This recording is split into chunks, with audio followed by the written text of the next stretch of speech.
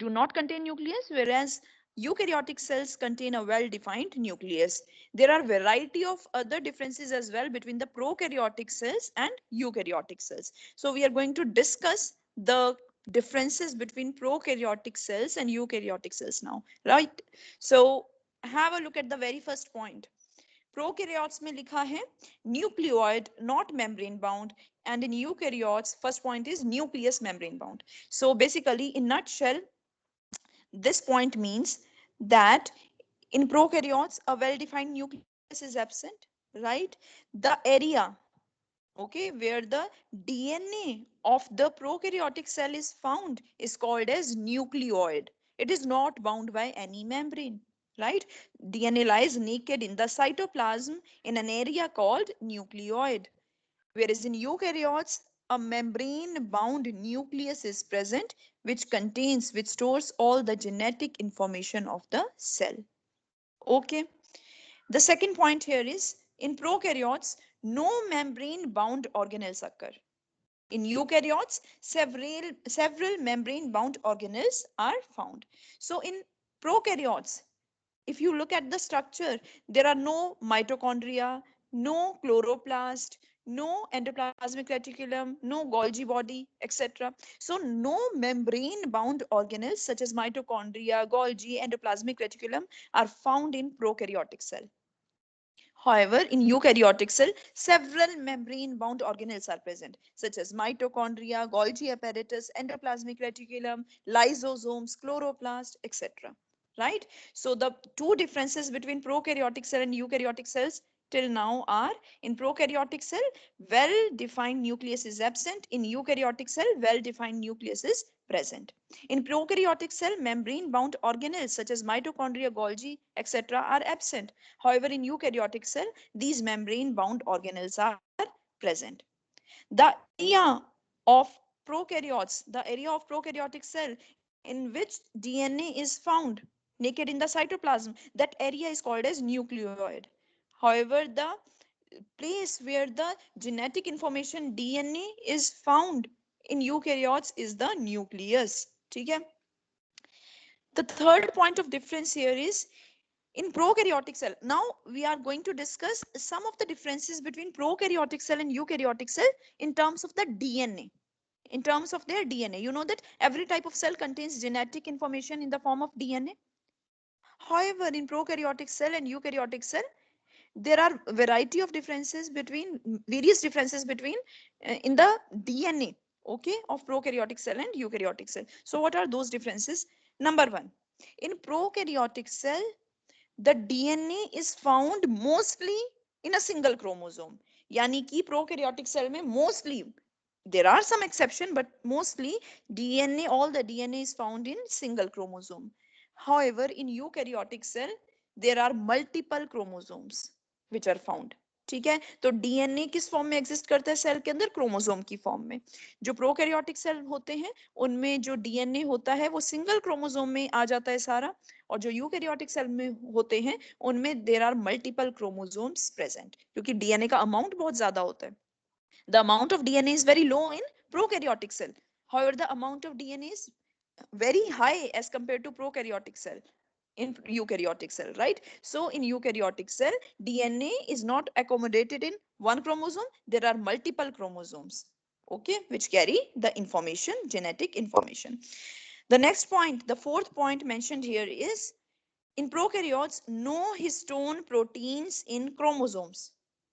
In eukaryotes, DNA wound around histones. Now let me tell a story regarding this. See, you know that every cell, every cell contains genetic information in the form of DNA. If I talk about human cell, right, and if I open the DNA thread of a single cell of human, I'm talking about just a single cell of human. If I open the thread of DNA, it is a 2 meters long thread. 2 meters long thread of DNA is packaged inside a cell which is not even visible to the naked eye. You know that cell is microscopic. We cannot see a cell with our naked eye. उस छोटे से microscopic cell में a 2 meters long thread of DNA is present. Imagine the level of packaging.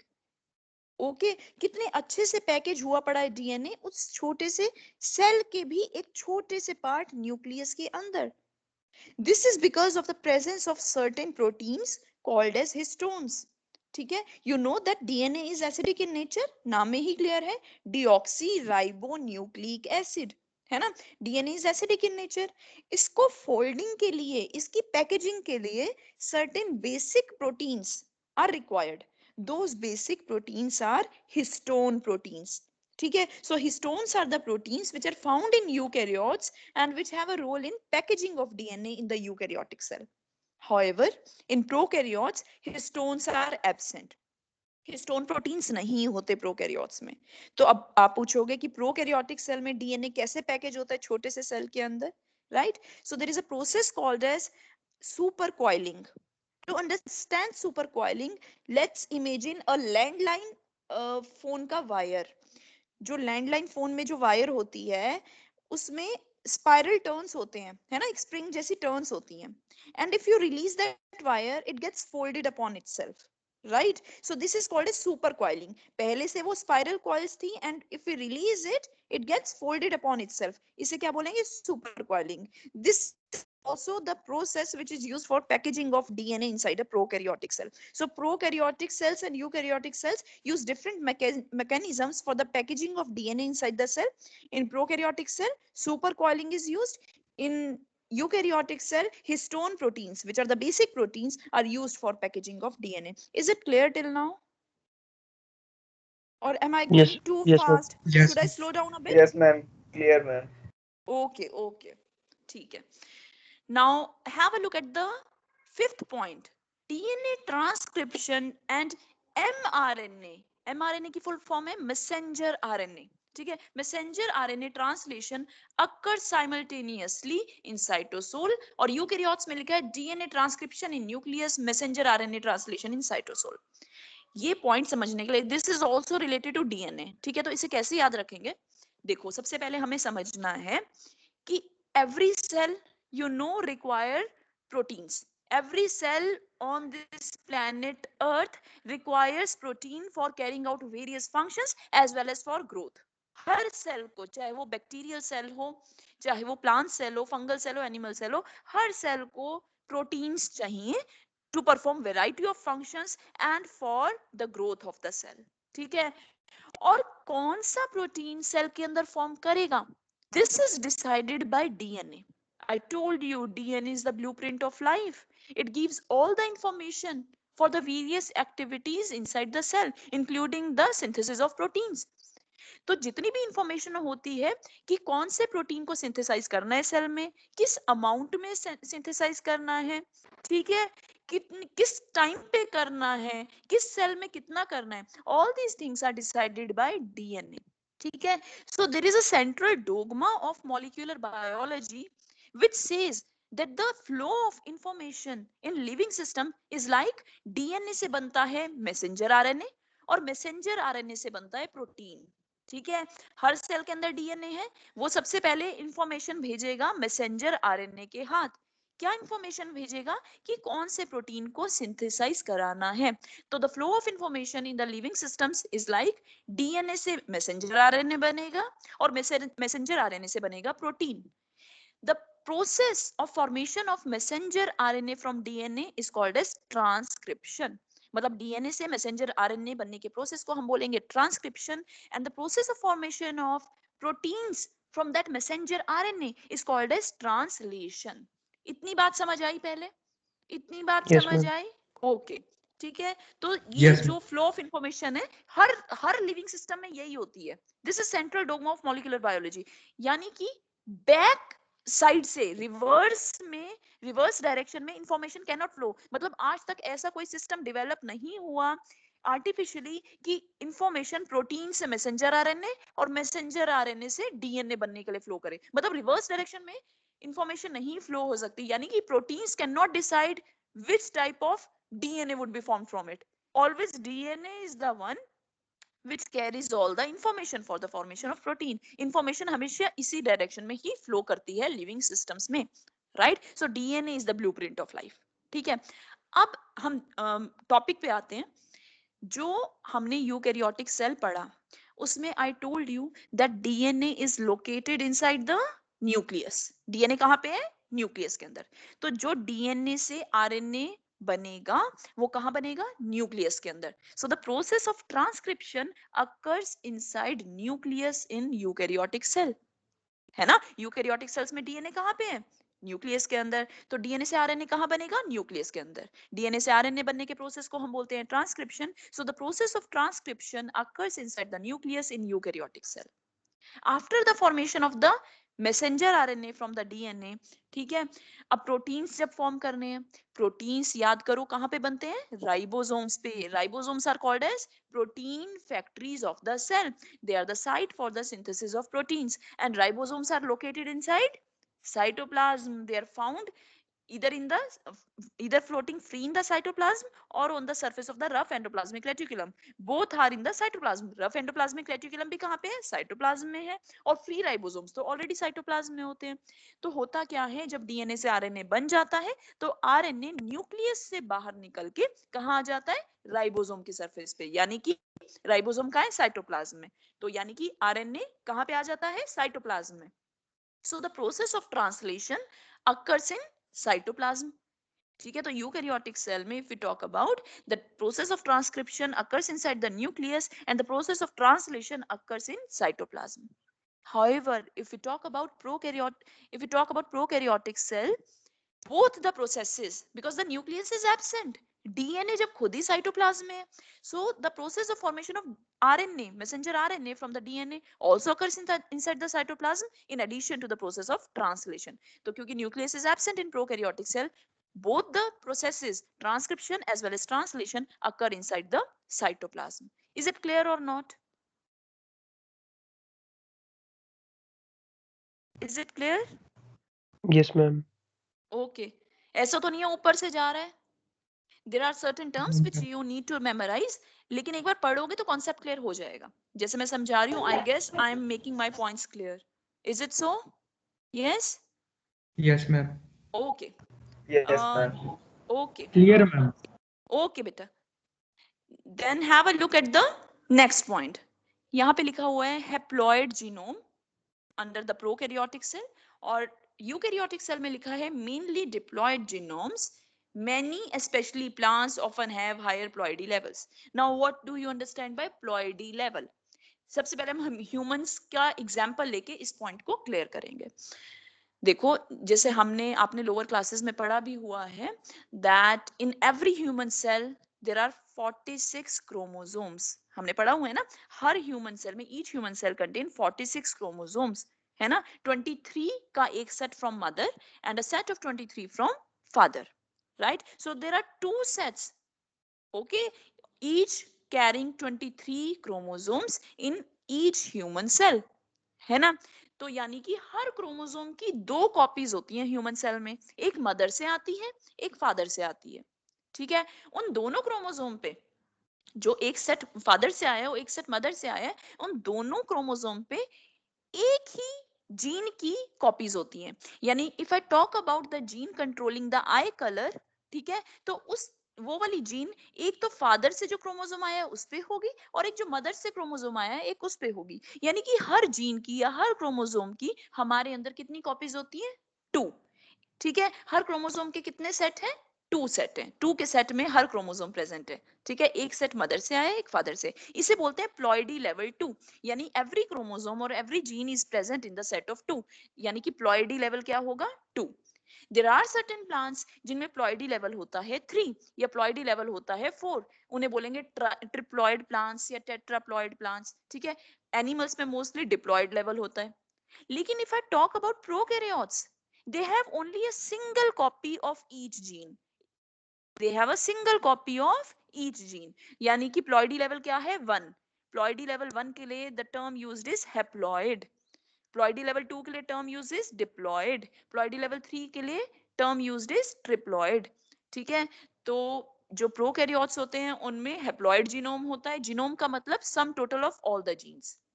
ठीक है, एक living organism में sum total of all the genes is called as genome. ठीक है, तो the genome is haploid in prokaryotes का मतलब है हर जीन की एक कॉपी होगी. ठीक है, प्रोकैरियोट्स में या बैक्टीरियल सेल्स में. In eukaryotes there is at least diploid level mostly में. ठीक है, लेकिन कुछ फंगस ऐसे भी होते हैं विच हैव हैप्लॉइड जीनोम, लेकिन mostly their ploidy level is higher as compared to prokaryotic cells. So there are plants which are triploid or tetraploid, और आर्टिफिशियली तो हम लोग ने हेक्साप्लॉइड वैरायटी भी बनाई है वीट की. ठीक है, जिसमें एक जीन की कितनी कितनी कॉपीज होती हैं, 6 कॉपीज भी होती हैं. Right, so I guess I have made my point clear. Moving further, यहाँ पे लिखा है प्रोकैरियोटिक सेल में next point DNA plasmids, DNA outside chromosome. और यहाँ पे लिखा है plasmid DNA not common in eukaryotic cell. तो इसका मतलब क्या है, कल हम लोग ने प्लाज्मिड टर्म डिस्कस करी थी जब मैंने प्रोकैरियोटिक सेल का स्ट्रक्चर कराया था, आई गेस 1-2 दिन पहले. तो हमने प्रोकैरियोटिक सेल में करा था प्लाज्मिड्स होते हैं. मैंने बताया था प्लाज्मिड क्या होते हैं.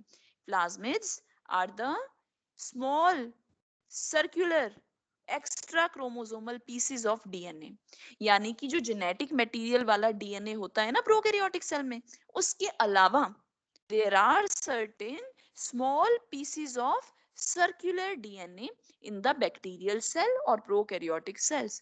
ठीक है, उन्हें हम बोलते हैं small pieces of circular extra chromosomal DNA. Extra chromosomal क्यों बोल रहे हैं, क्योंकि जो क्रोमोसोम वाला डीएनए है, जो मेन जेनेटिक मटेरियल है, that is located in the nucleoid region. उसके अलावा there is some extra DNA present, उसे हम क्या बोलेंगे, extra chromosomal DNA that exist in the form of small circular piece of DNA which is known as plasmid. So plasmids are very common in bacterial cells. In fact, biotechnology में या genetic engineering में plasmids play a major role. Plasmids are used as tools in biotechnology and genetic engineering. कैसे use होते हैं वो आपके syllabus में नहीं है and I won't go into the detail, लेकिन फिर भी मैंने बता दिया. ठीक है, और जो यूकैरियोट्स हैं उनमें मोस्टली प्लाज्मिड्स नहीं मिलते, उनमें extra chromosomal pieces of DNA नहीं मिलते. लेकिन there are certain yeast. Yeast पता है ना आपको, they are the type of fungus. Fungus की एक टाइप होती है यीस्ट. यीस्ट बेकिंग इंडस्ट्री में भी यूज होता है. तो यीस्ट के अंदर sometimes plasmids are found, otherwise in eukaryotic cell plasmid cells are not very common. Is it clear और नॉट? Yes, ma'am. ओके, फिर देखो next point, compact genome. Prokaryotic cell में लिखा हुआ है compact genome little repetitive DNA, and under eukaryotic cell usually lots of non coding and repetitive DNA. ठीक है, अब जो ये वाले पॉइंट्स हैं इनको समझने के लिए मेरे को बहुत ज्यादा डेप्थ में जाना पड़ेगा, लेकिन मैं तुम्हें सिर्फ उतना ही बताऊंगी जितना तुम्हें जानने की जरूरत है. ठीक है, होता क्या है, जो जैसे अब सपोज हम ह्यूमंस की भी बात करें ना, हमारे डीएनए, अगर हम किसी भी दो ह्यूमंस का डीएनए देखें, say suppose one is native of US region या suppose one is native of Asian country. ठीक है, हम अगर डीएनए कंपेयर करें ना इतने अलग अलग कॉन्टिनेंट्स के भी ह्यूमंस का, इट इज 99.9% सिमिलर. सिर्फ 0.1% of the DNA varies in different humans. देखो सिमिलैरिटी का रेट कितना हाई है, फिर भी उस 0.1% के डिफरेंस की वजह से भी हम लोग कितने डिफरेंट लगते हैं, कितने डिसिमिलर लगते हैं. Right, so my point is most of the DNA in humans is same. ठीक है, और जो डीएनए होता है जिसकी वजह से हम अलग होते हैं, लगते हैं, जो वो 0.1% ऑफ द डीएनए होता है, उसमें ना there are certain chains, there are certain segments of DNA which are repeated. जैसे कोई सीक्वेंस है डीएनए की, वो बार बार रिपीट करेगी, उसे हम बोलते हैं रेपिटेटिव डीएनए. अब इसका मतलब क्या है वो मैं यूनिट 2 में बहुत अच्छे से एक्सप्लेन कर पाऊंगी, जब हम लोग डीएनए का स्ट्रक्चर और डीएनए की जो कॉम्पोजिशन होती है, डीएनए के जो मोनोमेरिक यूनिट्स होते हैं, उनको जब हम डिटेल में डिस्कस करेंगे, then I can make my point clear कि रेपिटेटिव डीएनए का क्या मतलब है, डीएनए सीक्वेंस का क्या मतलब है. For now you can just remember कि जो डीएनए होता है वो बहुत सारे सेगमेंट्स होते हैं डीएनए के अंदर which are repeated many a times, multiple times in the DNA of eukaryotes. लेकिन प्रोकैरियोट्स में रेपेटिटिव डीएनए, बार बार वही सेगमेंट ऑफ डीएनए रिपीट कर रहा है, ऐसा नहीं होता। तो प्रोकैरियोट्स में डीएनए नहीं होता, उस वजह से भी this is also one of the reason कि उनके अंदर जो जीनोम होता है या अमाउंट ऑफ डीएनए होता है, it is very low as compared to the eukaryotic cell. Eukaryotic cell में रेपिटेटिव डीएनए का भी अमाउंट बहुत ज्यादा होता है। Now next point is no gene DNA introns, और जीन्स में हैव इंट्रोन्स। अब ये इंट्रोन्स वाला मतलब भी मैं आपको सेकंड यूनिट में बताऊंगी, क्योंकि अभी क्लियर नहीं हो पाएगा। You can leave this point, ठीक है। नेक्स्ट पॉइंट देखो, सिंगल डीएनए रेप्लिकेशन ओरिजिन, और यूकैरियोट्स में है मल्टीपल डीएनए रेप्लिकेशन ओरिजिन्स, ठीक है। अब देखो, जब भी आपको पता है genetic information is stored in the form of DNA, है ना। व्हाट इज जेनेटिक और hereditary information? That information that is passed from one generation to the next, है ना। And that information which is passed from one cell to another, one cell to the daughter cells. यानी कि एक cell जब divide करेगा, जो daughter cells होंगे उनको इंफॉर्मेशन कैसे मिलेगी कि उसको क्या एक्टिविटी करनी है, कैसे प्रोटीन्स फॉर्म करने हैं, ये सारी इंफॉर्मेशन उसको पेरेंट सेल ने दी। किस फॉर्म में दी? डीएनए की फॉर्म में दी, राइट। ठीक है, तो हमारा ह्यूमन सेल, मान लो इंटेस्टाइन का सेल है, वो अगर डिवाइड करेगा तो वो इंटेस्टाइन का ही सेल बनाएगा, वो कोई और सेल नहीं बनाएगा, right. This is because DNA जो है वो पेरेंट सेल से ही रिसीव होता है। तो मेरे कहने का मतलब ये है कि जब भी एक सेल को डिवाइड होना है, ठीक है, एक सेल जब दो सेल में डिवाइड करेगा, तो उसको अपने पेरेंट सेल से डॉटर सेल्स के अंदर, ठीक है, इक्वल अमाउंट ऑफ ऑर्गेनेल्स और इक्वल अमाउंट ऑफ डीएनए भेजना पड़ेगा। तो वो इक्वल अमाउंट ऑफ डीएनए भेजने के लिए सबसे पहले उस पेरेंट सेल को अपना डीएनए को क्या करना पड़ेगा? ड्यूप्लीकेट। डीएनए ड्यूप्लीकेशन को, डीएनए जितना था उसके अमाउंट को, अपने अमाउंट ऑफ डीएनए को क्या करना पड़ेगा? डबल करना पड़ेगा। इस प्रोसेस को बोलते हैं डीएनए रेप्लिकेशन, यानी कि formation of DNA copy bye DNA only. DNA जब अपनी कॉपी बनाता है, अपने जैसे एक और डीएनए बना देता है, इस प्रोसेस को बोलते हैं रेप्लिकेशन। तो जब भी सेल डिवीजन होना होता है, तो एक सेल ने दो सेल में डिवाइड करना है, उन दोनों में इक्वल इक्वल डीएनए जितना पेरेंट सेल में था डालना है, तो उसके लिए सबसे पहला स्टेप क्या होगा? डीएनए रेप्लिकेशन या डीएनए डुप्लीकेशन, ठीक है। अब जो प्रोकैरियोटिक सेल्स में होते हैं उनमें the amount of DNA is very लो, ठीक है। तो उनमें जिस साइट पे डीएनए के जिस साइट पे डीएनए की रेप्लिकेशन शुरू होती है ना, उसे बोलते हैं ओरिजिन ऑफ रेप्लिकेशन, ठीक है। जिस पॉइंट पे डीएनए डबल होना शुरू होता है, DNA is in the form of sequence, ठीक है, DNA is in the form of sequence, ठीक है। जिस पॉइंट पे डीएनए डबल होना शुरू होगा, रेप्लिकेट होना शुरू होगा, उस पॉइंट को बोलेंगे origin of replication. Prokaryotic DNA is very small as compared to, it is low in quantity as compared to eukaryotic cell, so there is only a single point of origin of replication. लेकिन eukaryotic cells में since the amount of DNA is very large, तो अगर एक and से शुरू करेंगे और दूसरे एंड तक जाएंगे तो बहुत टाइम लग जाएगा डीएनए की रेप्लिकेशन में। So there are multiple sites of origin of replication, ठीक है। ओरिजिन ऑफ रेप्लिकेशन मतलब वो वाला पॉइंट जहां से डीएनए डबल होना शुरू होगा। तो यूकैरियोटिक सेल में ऐसे बड़े सारे पॉइंट्स होते हैं जहां से डीएनए डबल होना शुरू हो जाता है, अलग अलग पॉइंट्स पे रेप्लिकेशन स्टार्ट हो जाती है। So there are multiple sites of origin of replication in eukaryotes. However, in prokaryotes, there is only a single site of origin of replication. Is it clear till now? Yes, ma'am. Okay. Break तो नहीं कर रही voice? No ma'am. No, Okay. ma'am. Okay. Next point देखो. यहाँ पे लिखा है small ribosomal RNA. आप इस पॉइंट को कैसे लिखोगे? मैंने जैसे नोट्स में लिख के दे रखा है सिंप्लीफाइड लैंग्वेज में।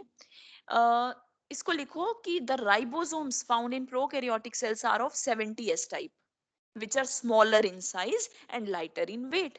And in eukaryotic cells, the ribosomes found are of 80s types, which are heavier in weight and larger in size as compared to 70s ribosomes. तो प्रोकैरियोट इन नटशेल मैंने क्या बताया? इस पॉइंट को आप कैसे mention करोगे? सिंपल लैंग्वेज में, 70s type of ribosomes are found in prokaryotic cell. In eukaryotic cell, 80s type of ribosomes are found. 70s type of ribosomes are smaller in size and lighter in weight. 80s type of ribosomes are heavier in weight and larger in size. This is the main point. ठीक है, फिर देखो next point है no membrane bound vacuoles और eukaryotic cell में लिखा है may have vacuoles, specially plant cells. ठीक है, तो जो प्रोकैरियोटिक सेल्स होते हैं, फॉर एग्जांपल बैक्टीरियल सेल, उनमें ऐसा नहीं है कि वैक्यूल्स नहीं होते। There are some aquatic bacteria. अगर आप बुक देखोगे ना तो बुक में आपको प्रोकैरियोटिक सेल में कुछ एडिशनल स्ट्रक्चर्स दिखाए होंगे, जैसे कि गैस वैक्यूल। ठीक है, तो उनके अंदर भी वैक्यूल मिलते हैं प्रोकैरियोटिक सेल में समटाइम्स। फॉर एग्जांपल किसी किसी एक्वेटिक बैक्टीरिया में you may find gas vacuoles. Gas vacuoles का क्या फंक्शन होता है? To provide buoyancy to the cell so that the bacterial cells remain afloat in the water body। ठीक है, तो बायंसी प्रोवाइड करने का काम किसका होता है? गैस वैक्यूल्स का। लेकिन अगर प्रोकैरियोटिक सेल में गैस वैक्यूल्स या कोई भी तरह के वैक्यूल्स होंगे भी सही ना, उनके अराउंड कोई भी मेम्ब्रेन नहीं होगी। याद करो हमने सेकंड पॉइंट क्या किया था? No membrane bound organelles are found in prokaryotic cell. अगर कोई स्ट्रक्चर एग्जिस्ट करता भी है ना प्रोकैरियोटिक सेल में, उसके अराउंड कोई भी मेम्ब्रेन नहीं होती, कोई भी कवरिंग सेपरेट नहीं होती। ठीक है, तो अगर वैक्यूल्स भी होंगे उनके अराउंड भी कवरिंग नहीं होगी। There are certain type of vacuoles which are found in bacterial cells but those vacuoles are membraneless, right? However in eukaryotic cells if vacuoles are present, plant cells में तो you know plant cells का तो एक prominent feature है that central large central vacuole is always present, तो उसके around तो membrane होती ही है। अगर animal cells में भी vacuole मिलेगा ना, दो animal cells में vacuoles are rare but even if they are found they are bound by membrane। ठीक है, यानी कि प्रोकैरियोटिक सेल में vacuoles do not have membrane, in eukaryotic cells vacuoles contain membrane, they are bounded by membrane, right? उसके बाद देखो next point, plasma membrane में no receptors, और यूकैरियोटिक सेल में लिखा है प्लाज्मा मेम्ब्रेन विद रिसेप्टर्स, और ब्रैकेट में लिखा हुआ है sterols and carbohydrates. Sterols are the kind of lipids. ठीक है, तो ये यूनिट 2 में आपको लिपिड्स की क्लासिफिकेशन करनी है, वहां पे अच्छे से समझ आएगा स्टीरोल्स क्या होते हैं। लेकिन for now you can just remember that sterols are the types of lipids. ठीक है, they are the category of lipids. तो प्लाज्मा मेम्ब्रेन नो रिसेप्टर्स, इसका क्या मतलब है? देखो हमारे जो सेल्स होते हैं ना, ठीक है, मैंने बताया plasma membrane is selectively permeable, है ना? तो सिलेक्टिवली परमिएबल है यानी कि it allows the entry of only specific molecules across it, and there are variety of mechanisms which are used by certain molecules for gaining the entry inside the cell। किसी cell को किसी भी molecule को या किसी chemical को या nutrient को हमारे सेल के अंदर अगर एंटर करना है ना, तो there are different mechanisms which are followed. ठीक है, one of that mechanism is the presence of receptor of that molecule or nutrient over the surface of plasma membrane। यानी कि सेल के सरफेस पे जो प्लाज्मा मेम्ब्रेन थी ना, उस पे ना स्पेसिफिक शेप के रिसेप्टर्स होते हैं जिसपे स्पेसिफिक मॉलिक्यूल्स ही आके बाइंड कर सकते हैं for gaining the entry inside the cell. For example जैसे आपको पता है ना, एक की के लिए, एक लॉक के लिए एक स्पेसिफिक की होती है जो उसकी शेप के अंदर एंटर कर सकती है ना। सिमिलरली एक receptor is very specific for a particular type of nutrient और सबस्ट्रेट। ठीक है, तो अगर किसी सबस्ट्रेट का रिसेप्टर किसी सेल की प्लाज्मा मेम्ब्रेन पे प्रेजेंट है, तो वो वाला सबस्ट्रेट अपने रिसेप्टर पे बाइंड करके can gain entry inside the cell. तो जो यूकैरियोटिक सेल्स होते हैं ना, उनमें these receptors are very common over the surface of plasma membrane. However, prokaryotic cells में there are different mechanisms which are used by the chemicals to gain entry into the cell। Receptors are generally not very common in prokaryotic cell membrane। Cell की जो covering होती है उसे क्या बोलते हैं? Cell membrane. ठीक है, तो हर सेल मेम्ब्रेन पे जो यूकैरियोटिक सेल होती हैं उन पे अलग अलग तरह के क्या होते हैं? रिसेप्टर्स। ठीक है, इज इट ओके और नॉट? Yes, ma'am. ओके, ऊपर से तो नहीं जा रहा, ऐसा तो नहीं लग रहा ये बायो भाई ऊपर से जा रही है? हमने तो 10th तक की पढ़ी थी, 11 12 में तो हमने पढ़ा ही नहीं था, तो अब ये एकदम से क्या आ गया? ऐसा तो नहीं लग रहा? No. ऐसा तो नहीं लग रहा ना? अगर लग Yes. भी रहा है No, तो भी ma'am. बोलो नो मैम ऐसा नहीं लग रहा। ठीक है, नहीं मैम बिल्कुल भी ऐसा नहीं लग रहा, हमें बहुत इजी लग रहा है। ठीक है, तो ऐसे बोलना है। ओके, किसी ने भी नहीं बोलना, किसी ने भी नहीं सोचना कि बायो मुश्किल है, राइट? या हम क्यों पढ़ रहे हैं, ऐसा नहीं सोचना। बहुत इंटरेस्ट से पढ़ना है, राइट? जैसे और सब्जेक्ट्स को तुम इंटरेस्ट से पढ़ते हो ना। Okay, right? जो मैं बोलती जा रही हूँ उसे समझते चले जाओ, और जो मैं होमवर्क देती हूँ उसे करते चले जाओ, तो will be very easy for you, right. Yes, उसके ma'am. बाद देखो, have a look at next Yes, point, ma'am. Yes. Chemically, yes बोलो बेटा, एनी इशू?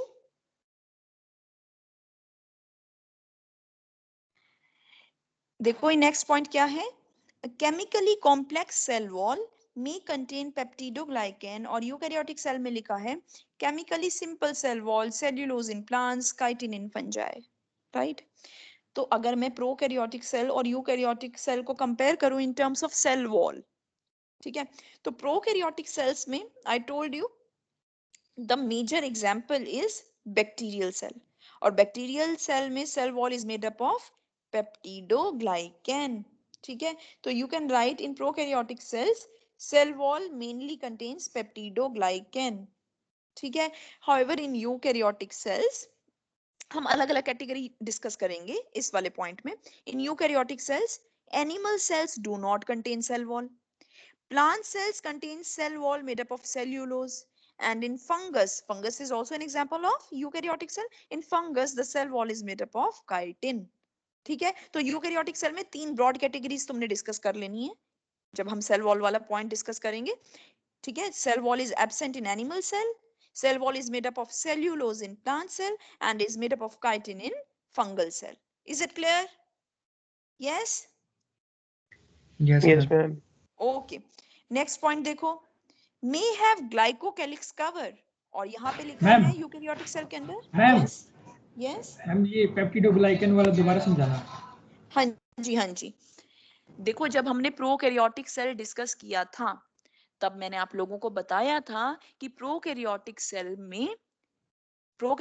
में हम ना, वैसे तो there are 4 categories which are included in prokaryotic cell, लेकिन prokaryotic cell is sometime used as synonym for bacterial cell, ठीक है। तो प्रोकैरियोटिक सेल के अंदर मेजरली क्या इंक्लूड करते हैं, बैक्टीरिया। तो बैक्टीरिया में जो सेल वॉल होती है ना, वो किससे कॉन्स्टिट्यूट होती है, it is made up of basically peptidoglycan. तो पेप्टिडोग्लाइकेन इज अ कार्बोहाइड्रेट या पॉलीसेकेराइड, ठीक है। तो पेप्टिडोग्लाइकेन में वैसे तो कार्बोहाइड्रेट कंपोनेंट भी होता है, प्रोटीनेशियस कंपोनेंट भी होता है। तो जो पेप्टिडोग्लाइकेन है it is the major component of the cell wall of bacteria या प्रोकैरियोटिक सेल। तो प्रोकैरियोटिक सेल में आप लिख सकते हो cell wall is made up of peptidoglycan. In eukaryotic cell animal cells do not contain cell wall is made up of cellulose in plants and is made up of chitin in fungal cells. Is it clear? ठीक है। तो peptidoglycan एक polymer होता है, ठीक है, which is the main component of the cell wall of bacteria, ठीक है। तो इसको हमने मेंशन कर देना है कि सेल वॉल किस चीज की बनी होती है in prokaryotic cell and eukaryotic cell. Eukaryotic cell में there are further categories, so you need to mention the point for each of the category. Next point mentioned here is some have a mucilaginous sheath, और यहाँ पे लिखा है no mucilaginous sheath, ठीक है। तो जो ये mucilaginous sheath है ना, ग्लाइकोकैलिक्स ही दो तरह से एग्जिस्ट कर सकता है। जो ये ग्लाइकोकैलिक्स वाला हमने ऊपर पॉइंट किया है ना, ठीक है, ग्लाइकोकैलिक्स बेसिकली दो तरह का होता है। तो mucilaginous sheath is one of the type of glycocalyx only. अगर तो ग्लाइकोकैलिक्स जो है वो स्मूथ प्रेजेंट है, यानी कि पूरे सेल पे प्रेजेंट है इन अ सिंगल लेयर, तो उसे कैप्सूल बोल देते हैं। अगर कुछ इस तरह से प्रेजेंट है कि किसी जगह पे प्रेजेंट है किसी जगह पे नहीं है, या इट इज नॉट स्मूथ, ठीक है, तो उसको हम नाम दे देते हैं mucilaginous sheath. So mucilaginous sheath और ग्लाइकोकैलिक्स वाला आप एक ही पॉइंट बना सकते हो। Glycocalyx may be present in और is very common in prokaryotic cell, glycocalyx is mostly absent from eukaryotic cell, ठीक है। तो ग्लाइकोकैलिक्स और म्यूसिलेजिनस शीथ वाला आप एक ही पॉइंट बना सकते हो। Then next point is rarely have microtubules, और यहाँ पे लिखा है most have lots of microtubules, ठीक है। नेक्स्ट पॉइंट लिखा है नो साइटोस्केलेटन, और यहाँ पे लिखा है साइटोस्केलेटन। तो ये माइक्रोट्यूब्यूल्स होते हैं, these are one of the categories of cytoskeleton only। मैंने बताया था ना साइटोस्केलेटन जो होता है वो तीन तरह के एलिमेंट्स का बना होता है ना। साइटोस्केलेटन मतलब जो सेल को एक फ्रेमवर्क दे, सेल के अंदर ना कुछ ट्यूब लाइक और फिलामेंट जैसे या थ्रेड जैसे ना कुछ एलिमेंट्स होते हैं पूरे साइटोप्लाज्म के अंदर, ठीक है। उससे ना सेल को एक सपोर्ट मिलता रहता है, एक फ्रेमवर्क मिल जाता है सेल को, सेल श्रिंक नहीं करता। ठीक है, अपनी शेप थोड़ी सी मेंटेन करके रखता है, तो ऐसे एलिमेंट्स को हम बोलते हैं साइटोस्केलेटन। तो माइक्रोट्यूब्यूल्स, ठीक है, they are the kind of cytoskeleton only. तो इन दोनों का भी आप एक ही पॉइंट बना के लिख सकते हो, ठीक है। तो आप लिख सकते हो कि cytoskeletal elements are absent from prokaryotes, ठीक है, they are present in eukaryotes, they are very common in eukaryotes, ठीक है। तो microtubules are the example of cytoskeleton only. Next point लिखा है यहाँ पे नो साइटोप्लाज्मिक स्ट्रीमिंग, और यूकैरियोटिक सेल में लिखा है हैव साइटोप्लाज्मिक स्ट्रीमिंग, ठीक है। Now, what do you understand by cytoplasmic streaming? Actually, in eukaryotic cell, cytoplasm is in constant motion. ठीक है, for the transfer of material from one part of the cell to another. तो cytoplasm is in constant motion in eukaryotic cell. However, this motion is absent in prokaryotic cells. So the term used is cytoplasmic streaming. So cytoplasmic streaming is absent in prokaryotic cell. It is very common in eukaryotic cell, right? Then the last point mentioned here is no lysosome and no peroxisome, और eukaryotic cell में लिखा है may have lysosomes and peroxisomes। अब ये lysosomes के बारे में तो हमने डिस्कस किया था। Lysosomes I told you are very common in animal cells, plant cells में नहीं होते, लेकिन एनिमल सेल्स में they are very common lysosomes। मैंने बताया था कि lysosomes are called as suicidal bag of the cell, बताया था ना, they contain certain digestive enzymes which can digest all the components present inside the cell. They can destroy the cell, they can destroy the own cell, ठीक है, जिस cell के अंदर present है उसको डिस्ट्रॉय कर सकते हैं when the cells are when the cells are worn out, right? So lysosomes may be found in, okay, eukaryotic cell, plant cells में नहीं, एनिमल सेल्स में, तभी लिखा है may have lysosomes. So eukaryotic cells में animal cells contain lysosome, plant cells do not. So यहाँ पे eukaryotic cell में लिखा है मे हैव लाइसोसोम्स, लेकिन प्रोकैरियोटिक सेल में लाइसोसोम्स आर नेवर फाउंड, ठीक है, नो लाइसोसोम्स आर देयर। एक और यहाँ पे टर्म मेंशन्ड है, एक और ऑर्गेनल यहाँ पे मेंशन्ड है, पेरोक्सिसोम, ठीक है। तो पेरोक्सिसोम जो होता है, ये ना, इसका क्या फंक्शन होता है बेसिकली, आपको पता है हमारे अंदर बहुत सारी केमिकल रिएक्शंस सेल के अंदर चल रही हैं, है ना। हमारे सेल को सस्टेन करने के लिए there are many reactions taking place every time, ठीक है। उन सेल्स में, हमारे सेल्स में जो ये रिएक्शंस होती हैं, इनमें ना कुछ बाय प्रोडक्ट्स निकलते हैं, ठीक है। Peroxides are also one of the by products in the metabolic reaction. जो ये पेरोक्साइड्स होते हैं ना, they are very reactive species, बहुत रिएक्टिव स्पीशीज होती हैं, और हमारे जो सेल के एसेंशियल कंपोनेंट्स हैं ना, उनके साथ रिएक्ट करती रहती हैं और एक चेन रिएक्शन स्टार्ट कर देती हैं। और इसी चेन रिएक्शन की वजह से ना एजिंग प्रोसेस स्टार्ट हो जाता है। तभी कहते हैं ना फ्रूट्स खाने चाहिए, फ्रूट्स में एंटीऑक्सीडेंट्स होते हैं। जो ये पेरोक्साइड्स होते हैं ना, ये ऑक्सीडाइज कर देते हैं सेल के कंपोनेंट्स को। इसलिए हम लोग को क्या खाने चाहिए, एंटीऑक्सीडेंट्स खाने चाहिए, सो दैट जो वो चेन रिएक्शन स्टार्ट हुई है वो स्टॉप हो जाए, ठीक है। वो जो पेरोक्साइड है वो वहीं पे ही न्यूट्रलाइज हो जाए, या आगे जाके रिएक्ट ना करें। जो बाय प्रोडक्ट्स बने हैं ना हमारी सेल की रिएक्शंस में, वो आगे जाके रिएक्ट ना करें, क्योंकि इन्हीं प्रोसेस की वजह से क्या हो जाता है, एजिंग प्रोसेस स्टार्ट हो जाता है, हमारे सेल के जो एसेंशियल कंपोनेंट हैं वो वेयर आउट होने लगते हैं, राइट। तो हमारे सेल्स के अंदर एक ऑर्गेनेल होता है peroxisomes. Peroxisomes are very specialized organelles which contain peroxidase enzyme. उनके अंदर क्या होता है, peroxidase enzyme, जो हमारे सेल्स के अंदर पेरोक्साइड प्रोड्यूस होता है ना, ठीक है, उस वो चेन रिएक्शन स्टार्ट ना करे, ठीक है। तो पेरोक्सीडेज एंजाइम पेरोक्साइड्स को कन्वर्ट कर देता है वाटर में, ठीक है। तो जिसकी वजह से हमारी जो एजिंग प्रोसेस होती है वो डिले हो जाती है, राइट। तो हमें फ्रूट्स वगैरह भी बहुत सारे खाने चाहिए कि एंटीऑक्सीडेंट्स हो, राइट। तो इस पॉइंट के लिए मैं तो बस आप इतना याद रखो कि no lysosomes and peroxisomes are found in prokaryotic cell, however in eukaryotic cell these organelles may be found. May be is a keyword here, क्योंकि हर प्लांट सेल्स में हो सकता है पेरोक्सिसोम्स ना मिले, right. There are glyoxysomes. Glyoxysomes भी एक ऑर्गेनेल होता है, आपके सिलेबस में नहीं है, जो प्लांट सेल्स में होता है। एनिमल सेल्स में मोस्टली लाइसोसोम्स और पेरोक्सिसोम्स मिलते हैं, and animal cells are the category of the eukaryotic cell, इसलिए हमने यहाँ पे लिख दिया मे बी, ठीक है। So eukaryotic cells may have lysosomes और पेरोक्सिसोम। इज इट क्लियर और नॉट? Yes, ma'am. Yes, ठीक ma'am. है, आप लोग से ना कोई भी डिटेल में नहीं पूछेगा, मैं समझा रही हूँ आपको पेरोक्सिसोम के अंदर क्या होता है क्या नहीं, ठीक है। आपके सिलेबस में ऐसा डिटेल में नहीं है, you just have to write, you just have to memorize the points of differences between prokaryotic cell and eukaryotic sales.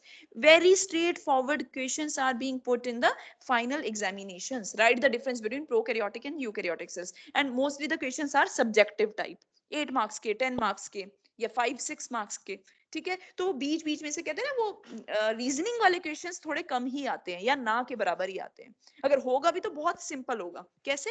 why mitochondria are called as powerhouse of the cell, या why lysosomes are called as suicidal bag of the cell, ठीक है। तो इस type से, या फिर बिल्कुल direct straight forward questions, right a note on structure of the protein, या फिर write a note on the, या give a detailed description of the plant cell या animal cell, या write the points of differences between animal cell and plant cell. So very straightforward questions are being asked in your final examinations, ठीक है। तो हमने prepare उसी के according करना है, लेकिन हाँ, क्योंकि अगर हम समझेंगे नहीं चीजों को तो ना मेमोराइज भी करना मुश्किल हो जाता है, फिर वो रट्टाफिकेशन करनी पड़ती है, विच इज नॉट पॉसिबल, ठीक है, फॉर सच वास्ट सिलेबस। तो इतने वास्ट सिलेबस को आप रट्टाफिकेशन से नहीं कर सकते, इसलिए I have to make the points clear. इसलिए मैं हर चीज को, एक एक टर्म को आपको एक्सप्लेन कर रही हूँ, क्योंकि जिस चीज को जितना हम समझते हैं ना, उतने जल्द ज्यादा टाइम तक वो रिटेन रहती है हमारे माइंड में, ठीक है। तो इसलिए I am forming a story, पूरा आपको आगे पीछे का सारा एक्सप्लेन कर रही हूँ जितना जरूरत है, जिससे आपको याद रह सके चीजें। Is it okay? Okay? Yes, ma'am. Yes, Okay. ma'am. Yes, ma'am. ऐसा तो नहीं है कि Yes, yes ma'am. मतलब समझ कुछ ना आ रहा हो? ओपन बुक टेस्ट कहीं करा लो अपनी, मैम पेपर में। क्या क्या पूछ रहे हो, क्या कह रहे हो बेटा?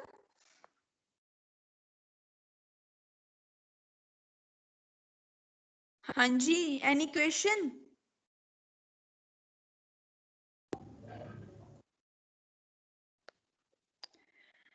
ऐसा करते हैं अब, you have to mark your attendance, ठीक है। तो अटेंडेंस कैसे मार्क करोगे? अपने सेक्शन वाले ग्रुप में बायोलॉजी सब्जेक्ट मेंशन करके write down your roll number, ठीक है।